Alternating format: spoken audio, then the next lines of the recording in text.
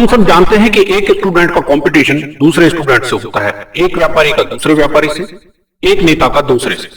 लेकिन क्या कोई ये बता सकता है कि एक आम आदमी का कंपटीशन किससे होता है? शायद आप सभी का जवाब होगा दूसरे आम आदमी से या किसी से नहीं। पर सच्चाई यह है कि यह सब कुछ हमारी सोच पर निर्भर करता है। एक आम आदमी अपने चारों ओर रह रहे लोगों से अपना कंपटीशन करता है, अपने मिलने वालों से अपना कंपटीशन करता है। पर क्या कभी आपने सुना है कि एक आम आदमी ने शहर के सबसे प्रतिष्ठित व्यक्ति से कंपटीशन किया हो? शायद नहीं। इसी प्रकार क्या कभी किसी ने अंबानी से कंपटीशन किया है या बिल गेट्स से? क्या कभी किसी ने ओबामा से कंपटीशन किया है या किसी बड़ी कंपनी के निदेशक से? शायद नहीं। उसका सबसे बड़ा कारण है हमारी सोच। हम अपनी सोच को बड़ा बना ही नहीं पाते, बस अपने चारों ओर विद्यमान लोगों को देखकर उनसे अपनी तुलना करने लगते हैं।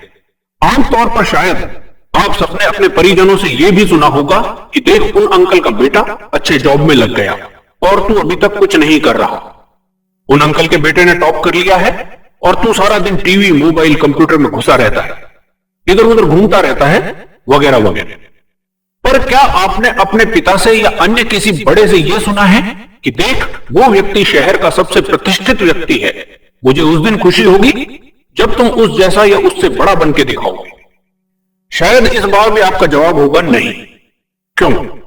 क्योंकि साधारण तौर पर हम या हमारे परिजन अपने संकुचित दायरे से बाहर नहीं निकल पाते, अपने आसपास घूम रही सफलता से कुछ ज्यादा सोच ही नहीं पाते।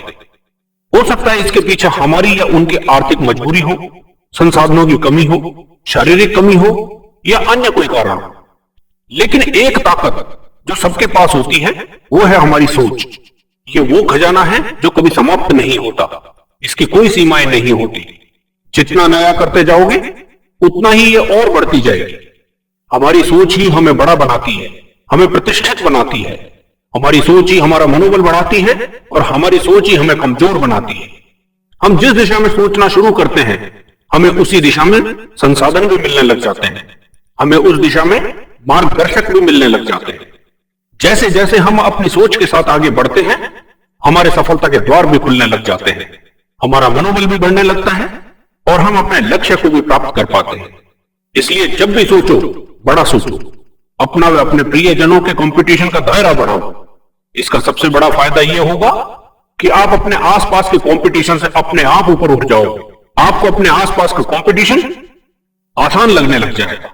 क्यों? क्योंकि अब आपकी सोच बड़ी हो चुकी होगी, आप एक बड़े कंपटीशन के लिए तैयार हो चुके होंगे।